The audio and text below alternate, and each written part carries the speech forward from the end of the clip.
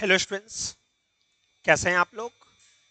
आप सभी प्यारे बच्चों को टेक्निकल क्लासेस के यूट्यूब चैनल पे स्वागत है।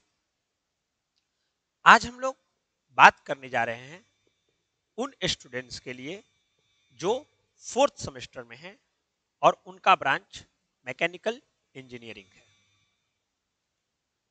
आज हम लोग इस वीडियो लेक्चर में बात करने जाएंगे किसके बारे में। तो आप लोगों को एक सब्जेक्ट पढ़ना है, उस सब्जेक्ट का नाम है स्ट्रेंथ ऑफ मटेरियल।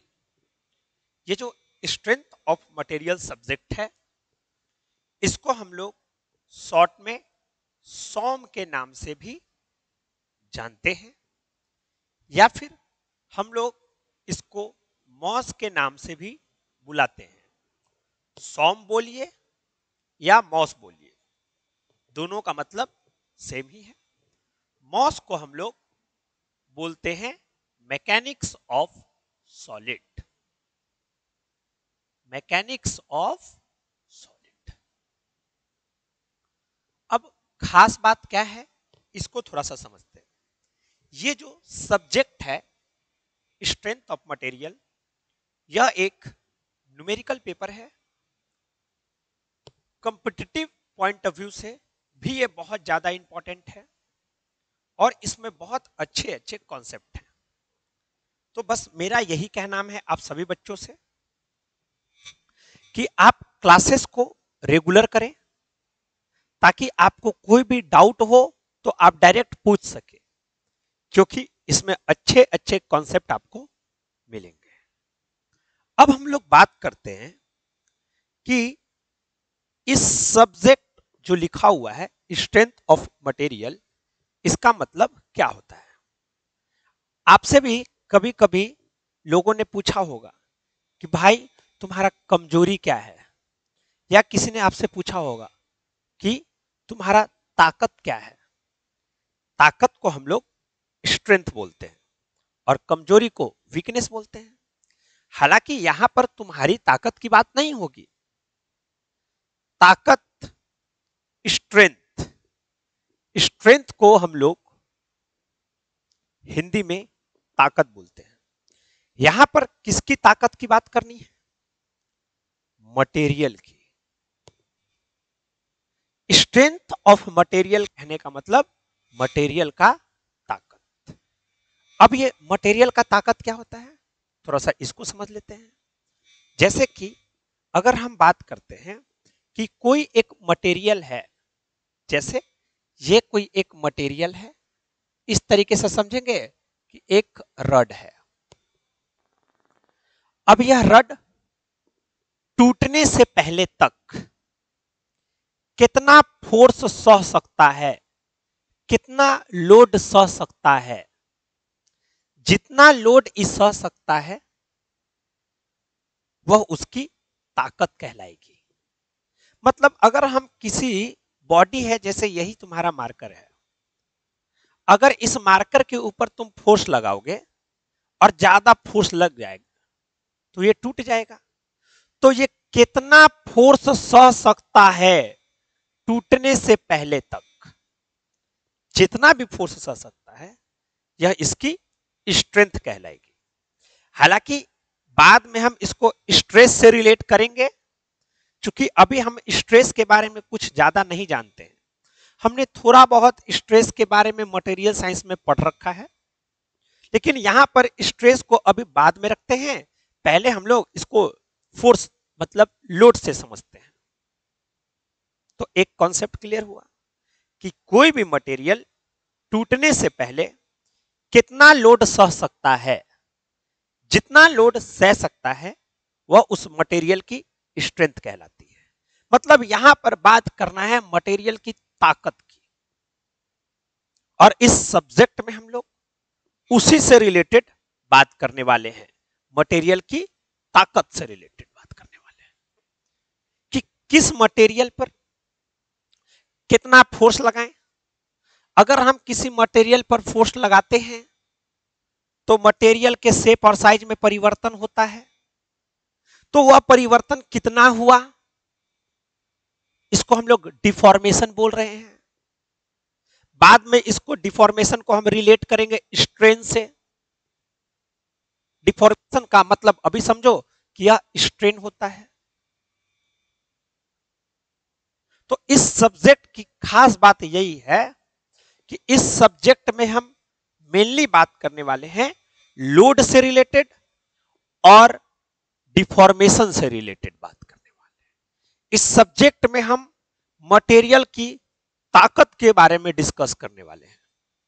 लेकिन आज हमारा जो डिस्कशन है बच्चा पार्टी, वह डिस्कशन है सिलेबस के ऊपर कि हमको इस सब्जेक्ट में पढ़ना क्या क्या है, कितने यूनिट्स पढ़ने हैं। तो मेरे दोस्त, इस सब्जेक्ट में हम लोगों को टोटल 5 यूनिट्स पढ़ने हैं। Stress and strain, strain energy, ये पहले यूनिट में पढ़ने हैं।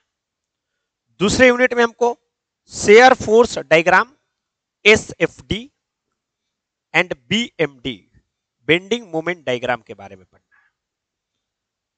तीसरे यूनिट में हमको थ्योरी ऑफ बेंडिंग के बारे में जानना है और इसी में हम लोगों को डिफ्लेक्शन ऑफ बीम पढ़ना है।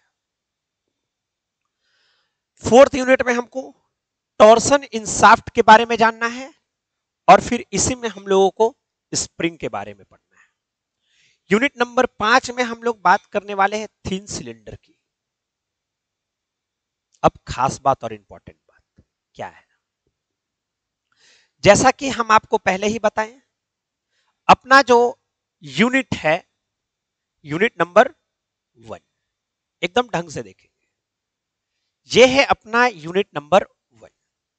यूनिट नंबर 1 में हमने आपको पहले ही बताया, इसमें हम 2 लोगों के बारे में बात करने वाले हैं, एक स्ट्रेस एंड स्ट्रेन के बारे में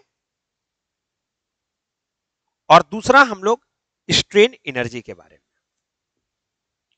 जैसे अगर तुम किसी बॉडी पर फोर्स लगाते हो तो बॉडी में डिफॉर्मेशन होता है। ऑब्वियस है कि मान लो कोई रबर है और रबर को तुम खींचोगे तो वो फैलेगा, मतलब कि फोर्स लगाए तो उसमें डिफॉर्मेशन हुआ। तो सबसे पहले हम लोगों को पढ़ना है कि फोर्स के क्या क्या टाइप्स होते हैं, मतलब कि कितने प्रकार के फोर्स होते हैं। फिर हम लोग को पढ़ना है इसमें स्ट्रेस क्या होता है। हमने पहले ही बताया कि कुछ देर के लिए जब हम सब्जेक्ट स्टार्ट करेंगे तो आपको खूब डीपली पढ़ाएंगे कि स्ट्रेस क्या होता है। लेकिन स्ट्रेस का रिलेशन अभी समझना है कि किससे है, तो भाई लोड से है। फिर इसी में हम लोग को पढ़ना है स्ट्रेन क्या होता है, मतलब कि इसका रिलेशन डिफॉर्मेशन से हुआ। लोड मतलब कि फोर्स। तो ये बातें आपको समझ में आ जाएंगे कि हाँ, स्ट्रेस का मतलब लोड समझ में आता है और स्ट्रेन का मतलब डिफॉर्मेशन समझ में आता है। ये लोग दोनों वापस से रिलेट करते हैं। फिर हमको आगे पढ़ना है इसके नेचर के बारे में। नेचर के बारे में कहने का मतलब कि अगर मान लो कोई बॉडी है और उसको तुम खींच रहे हो, जैसे अगर मान लेते हैं ये एक बॉडी है और इस बॉडी को तुम खींच रहे हो, तो तुम खींच रहे हो ऐसे P नाम का फोर्स लगा करके, तो इस फोर्स को हम लोग बोलते हैं टेंसाइल फोर्स। और इसके चलते जो स्ट्रेस होगा उस स्ट्रेस को बोलते हैं टेंसाइल स्ट्रेस। उसी प्रकार से अगर ये बॉडी है और अगर हम इसके ऊपर ऐसे फोर्स लगा रहे हैं तो ऑब्वियस सी बात है हम इसको कंप्रेस कर रहे हैं, तो फोर्स कंप्रेसिव है। तो यहां पर स्ट्रेस भी क्या होगा, कंप्रेसिव होगा। तो हमको यह पता करना है कि कौन सा कंप्रेसिव स्ट्रेस है, कब हो रहा है, कौन टेंसाइल स्ट्रेस है और यह कब हो रहा है। इन सब चीजों के बारे में इस टॉपिक में हम लोगों को पढ़ना है। आगे इसी में जब हम आगे बढ़ेंगे बच्चा पार्टी, तो हम लोग स्ट्रेस स्ट्रेन का डायग्राम देखेंगे। आपको मटेरियल साइंस में भी हमने पढ़ाया था। जो कॉन्सेप्ट आपको मिलेगा ना बच्चा लोग, उस कॉन्सेप्ट को आपको जिंदगी भर याद रखें, ये मेरा आपसे वादा है, और इसको आप कभी भी नहीं भूलना। बहुत ज्यादा तुम्हारे ऊपर पैसा खर्च हो रहा है, इस बात को आपको समझना है। तुमको पढ़ना है सेमेस्टर पास होने के लिए नहीं। अगर तुमको सेमेस्टर ही पास होना है तो उसके लिए तो हम ब्रह्मास्त्र चलाते ही हैं। तुम उसी को देख के पास हो जाओ, क्यों पैसा लगा कोर्स खरीद रहे हो? हाँ, अगर तुम चाहते हो कि भविष्य में जॉब ले, तो उसके लिए तुमको पढ़ना पड़ेगा। तुमको अपने माइंड में जो भी डाउट हैं उसको क्लियर करने पड़ेंगे, और वह रिकॉर्डेड वीडियो से नहीं आएगा। तुम कोर्स खरीद लेते हो और रिकॉर्डेड देखते हो, नहीं, लाइव देखो। कल हम ऐप में लाइव लिए थे क्लास, बहुत खराब लगा जब देखे कि मात्र 126 बच्चा जुड़ा हुआ है, जबकि 350 बच्चों ने कोर्स लिया मैकेनिकल फोर्थ सेम का।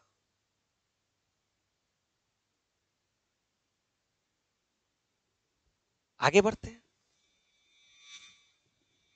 तो इस बात को आपको समझना होगा। हाँ, फिर इसी में हम लोगों को आगे इलास्टिक कांस्टेंट्स के बारे में पढ़ने हैं, है ना। इसमें हमको थर्मल स्ट्रेस के बारे में पढ़ने हैं। तो सारा कुछ हम लोग सीरियली पढ़ेंगे और खूब बढ़िया से पढ़ेंगे।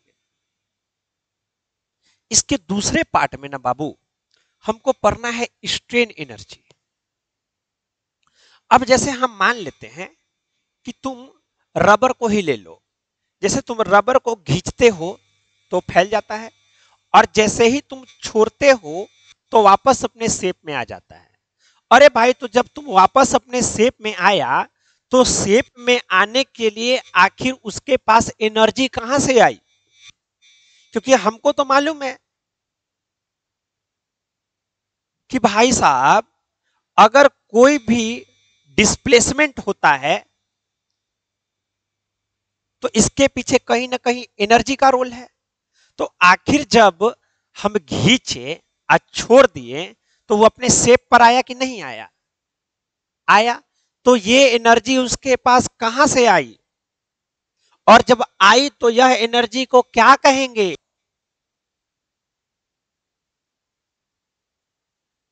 इन सब चीजों के बारे में इस सब्जेक्ट में अपने को पढ़ना है। हम लोग को पढ़ना है स्ट्रेन एनर्जी या रेजिलियंस, हमको पढ़ना है प्रूफ रेजिलियंस, हमको पढ़ना है मॉडुलस ऑफ रेजिलियंस, हमको पढ़ना है स्ट्रेन एनर्जी का फॉर्मूला। किसके लिए? ग्रेजुअली अप्लाइड लोड के लिए। ये ग्रेजुअली अप्लाइड लोड क्या हुआ? जैसे अगर कोई बॉडी है, जैसे ना, ये एक समझेंगे कि बॉडी है। अब इस बॉडी पर क्या कर रहे हैं ना, कि पहले हम 20 न्यूटन का फोर्स लगाए और इसको खींचे, फिर कुछ देर बाद 30 न्यूटन का फोर्स लगाएं, कुछ देर बाद 40 न्यूटन का फोर्स लगाएं, है ना। तो ये जो फोर्स लगा रहे हैं ना, ये जो लोड लगा रहे हैं ना, इसी लोड को हम बोल रहे हैं ग्रेजुअली अप्लाइड लोड। मतलब एक ऐसा लोड जो बदल रहा हो, जैसे पहले 20 न्यूटन, फिर कुछ देर बाद 30 न्यूटन, फिर 40 न्यूटन, फिर 50 न्यूटन। ऐसे लोड को बोलते हैं ग्रेजुअली अप्लाइड लोड। तो हमको निकालना है कि ग्रेजुअली अप्लाइड लोड के चलते स्ट्रेन एनर्जी क्या होगी। फिर हमको निकालना है सडन अप्लाइड लोड के चलते। सडन अप्लाइड लोड कहने का मतलब क्या? कि हम ऐसे बैठे हैं और नारियल लिए और अचानक से ऐसे दाब दिए, इसको बोल दिए सडन अप्लाइड लोड। तो इसके चलते स्ट्रेन एनर्जी क्या होगी। फिर हमको निकालना है इंपैक्ट लोड के चलते क्या होगी। इंपैक्ट लोड मतलब जैसे मान लेते हैं कि तुम एक बॉल लिए, सिर्फ समझना, और उसको यहां से ना जमीन पे पटक दिए, तो बॉल जब जाएगा तो जमीन से जब टकराएगा तो जमीन के ऊपर फोर्स लगाएगा। तो ये जो फोर्स हुआ, इस फोर्स को, इस लोड को हम लोग इंपैक्ट लोड कहते हैं। मतलब एक ऐसा लोड जो हाइट से लगाया जाए, जैसे हम ऐसे हैं और इस बोर्ड पे धड़ाम से मार दिए, तो ये कहलाया है इंपैक्ट लोड। लेकिन हम ऐसे गए, ऐसे ऐसे था और ऐसे इसको दबा दिए जोर से, ऐसे रखे हाथ और ऐसे दबा दिए, तो ये कहलाया सडन अप्लाइड लोड। और ये जो कहलाया, ये कहलाया इंपैक्ट लोड। तो इन दोनों के चलते हमको निकालना है स्ट्रेन एनर्जी। तो ये है पहले यूनिट्स की बात। इस यूनिट में बच्चा लोग बात करते हैं। तो पहला पार्ट जो है स्ट्रेस और स्ट्रेन, इससे 4 से 5 नंबर के ऑब्जेक्टिव, एक 4 नंबर का सवाल और एक 6 नंबर का सवाल इससे पूछा जाता है। और वहीं पर अगर हम इसका दूसरा पार्ट की बात करते हैं तो उससे भी 1 से 2 नंबर का ऑब्जेक्टिव, एक क्वेश्चन 4 मार्क्स का और एक क्वेश्चन 6 मार्क्स का पूछा जाता है। बड़ा ही इंपॉर्टेंट सब्जेक्ट है ना। और साथ साथ इस सब्जेक्ट में जो सबसे इंपॉर्टेंट जो है वह ये चैप्टर है। ये चैप्टर जिसको समझ में आ गया उसको पूरा का पूरा सब्जेक्ट समझ में आ जाएगा। आगे बात करते हैं हम लोग दूसरे यूनिट में। तो जैसे ही हम दूसरे यूनिट में गए तो दूसरे यूनिट में हम लोगों को पढ़ना है शियर फोर्स और बेंडिंग मोमेंट डायग्राम। अब देखना, इसमें भी 2 पार्ट है दिया हुआ। याद है हम लोग जब मैकेनिक्स में पढ़े थे बीम के बारे में, याद है कि एक ऐसा बीम जिसका एक एंड फिक्स हो और दूसरा एंड फ्री हो, ऐसे को कैंटिलीवर बीम बोलते हैं। एक ऐसा बीम जिसके दोनों एंड पर सपोर्ट लगा हो, सिंपली सपोर्ट, ऐसे को हम लोग सिंपली सपोर्टेड बीम कहते हैं। तो हम लोगों को बीम के बारे में पढ़ना है, cantilever beam, simply supported beam, overhanging beam, continuous beam, सिर्फ डेफिनेशन पढ़ने हैं, है ना। उसके बाद हमको पढ़ना है टाइप ऑफ लोड के बारे में, लोड के टाइप्स। जैसे मान लेते हैं ये सिंपली सपोर्टेड बीम है और यहां पर एक पॉइंट है, अगर हम इस पॉइंट पर लोड लगाते हैं तो इस लोड को बोलेंगे पॉइंट लोड। मान लेते हैं कि ये पूरे बीम पर सेम अमाउंट का लोड लगाते हैं, सब पॉइंट पर A to Z पूरे बीम पर लग रहा हो, P नाम का लोड, तो ऐसे को बोलते थे यूडीएल, जिसका सिंबल हम लोग ऐसे देते थे ना, याद आया, ऐसे करके। तो इसके बारे में थोड़ा सा डिटेल में जानेंगे। और फिर हम लोग ये भी देखे हैं कि अगर एक साइड लोड 0 हो और धीरे धीरे धीरे धीरे धीरे धीरे धीरे धीरे इधर की तरफ बढ़ता चला जाए, और ये जो इंक्रीज कर रहा हो लोड वह एक समान रूप से यूनिफॉर्मली इंक्रीज कर रहा हो, तो ऐसे को हम लोग बोलते हैं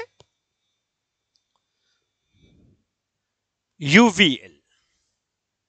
और साथ में ऑब्वियस सी बात है बाबू कि जब ये बीम है, जैसे ये एक बीम ले लिए और इस बीम के ऊपर हम लोड लगा दिए, तो जब लोड लगाए हैं तो ऑब्वियस है कि ये बेंड करेगा। तो कितना बेंडिंग मोमेंट इस पॉइंट पर हुआ, इस पॉइंट पर हुआ, इस पॉइंट पर हुआ, इन सबको कैलकुलेट करेंगे और कैलकुलेट करके हम लोग उसका डायग्राम बनाएंगे। यही इस चैप्टर में हम लोगों को पढ़ना है। ये जो चैप्टर दिख रहे हैं इसमें हमको बेंडिंग मोमेंट और शेयर फोर्स डायग्राम किसके लिए पढ़ना है?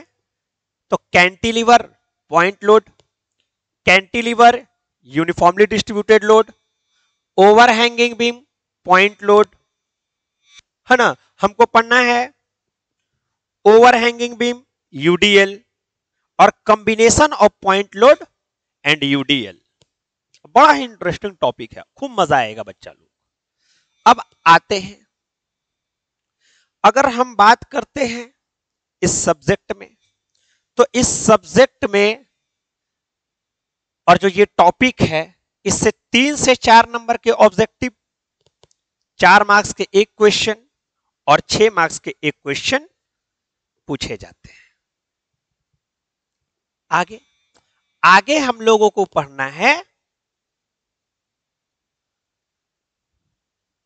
थ्योरी ऑफ बेंडिंग और दूसरा डिफ्लेक्शन ऑफ बीम।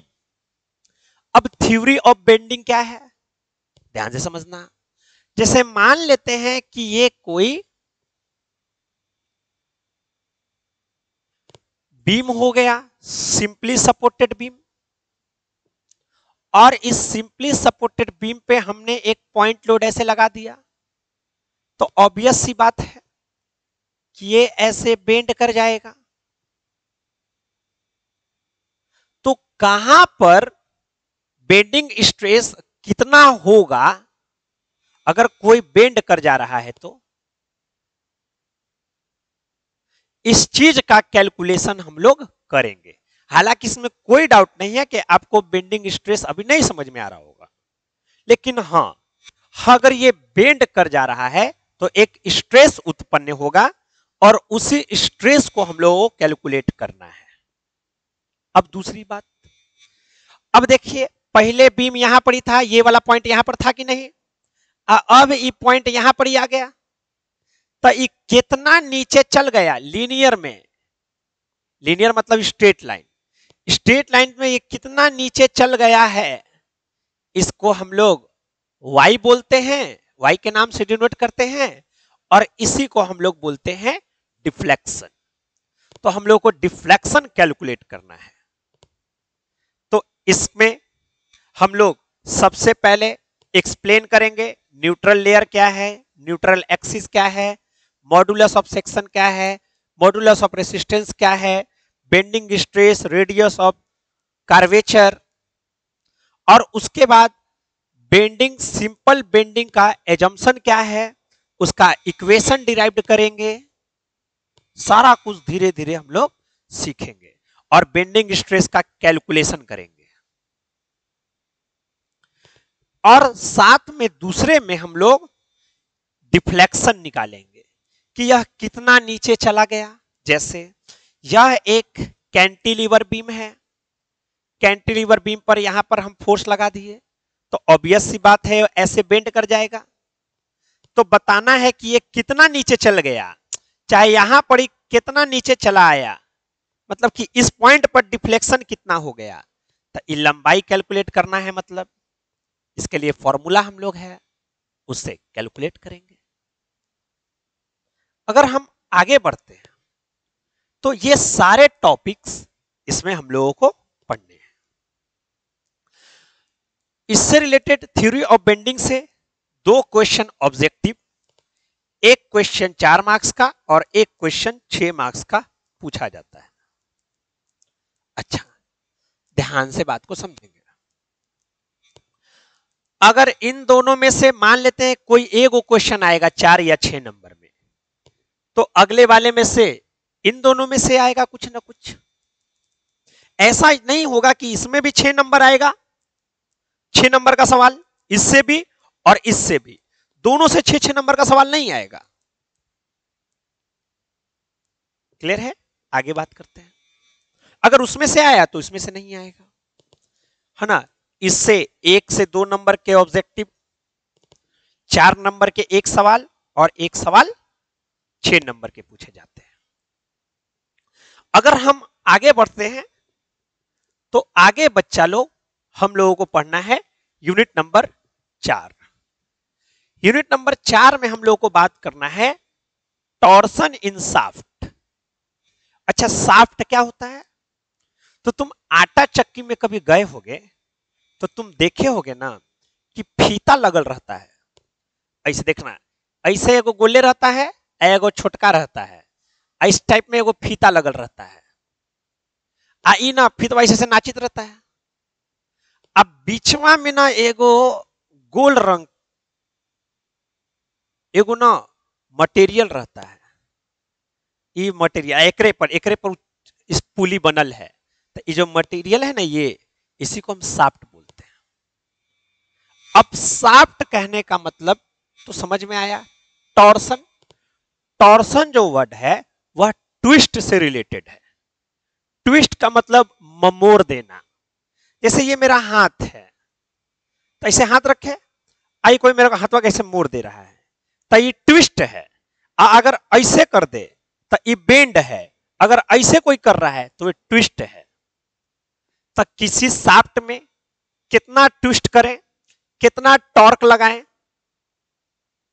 इन सब चीजों के बारे में हम लोगों को इस टॉपिक में पढ़ना है।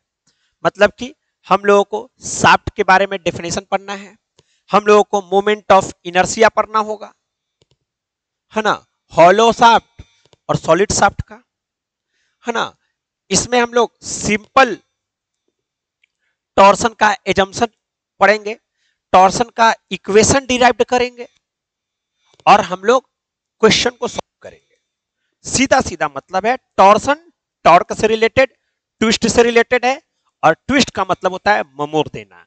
तो यहां पर हाथ तो ममोड़ाएगा नहीं, क्योंकि यह पढ़ रहे हैं स्ट्रेंथ ऑफ मटेरियल, तो कोई मटेरियल होगा उसको ममोड़ना होगा। इसी में हम लोगों को पढ़ना है स्प्रिंग से रिलेटेड बात, कि भाई स्प्रिंग क्या होता है ना। आपने पढ़ा होगा क्लोज कॉइल, हेलिकल स्प्रिंग, ये सब जो स्प्रिंग है ना वो ट्रेन में लगते हैं, है ना, ट्रक्स में लगते हैं। तो इन सब चीजों के बारे में हम लोगों को खूब बढ़िया से पढ़ना है। अब हम इस सब्जेक्ट के बारे में बात कर लेते हैं थोड़ा सा, इस रिलेटेड इस टॉपिक के ऊपर। तो 3 से 4 नंबर के ऑब्जेक्टिव टॉर्सन इन शाफ्ट में, है ना, एक 4 नंबर के सवाल और एक 6 नंबर के सवाल। अगर हम आगे बढ़ते हैं तो स्प्रिंग है, स्प्रिंग से एक ऑब्जेक्टिव आया तो आया, नहीं तो चांस कम है। एक 4 नंबर के सवाल, 6 नंबर के सवाल इससे नहीं पूछे जाएंगे। और लास्ट जो बहुत ही इंटरेस्टिंग क्या है, तो वह है यूनिट नंबर 5। यूनिट नंबर 5 में हम लोग को पढ़ना है थीन सिलेंड्रिकल सेल। सिलेंड्रिकल सेल मतलब एक सिलेंड्रिकल शेप का होगा, जैसे कि आपका जो एलपीजी गैस जो घर में है, जो भी ऐसे समझेंगे कि जो भी आप यूज करते हो सिलेंडर, उसी सिलेंडर के बारे में हम लोगों को यहां पर पढ़ना है। तो इसमें हम लोग बात करेंगे कि लॉन्गिट्यूडनल और हुप स्ट्रेस क्या होता है, इसके फॉर्मूलाज क्या होते हैं, और इससे रिलेटेड न्यूमेरिकल करेंगे। ये बड़ा ही छोटा यूनिट है और आसानी से इससे नंबर उठाया जा सकता है।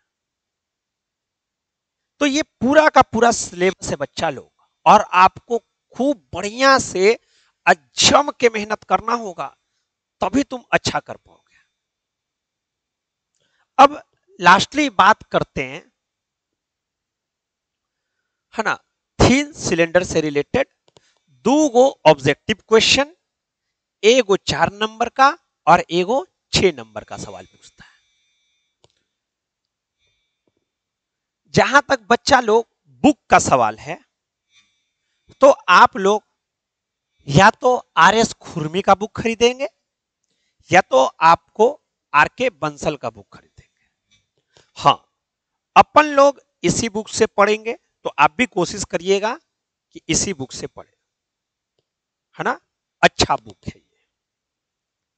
तो ये पूरा का पूरा सिलेबस का डिस्कशन है।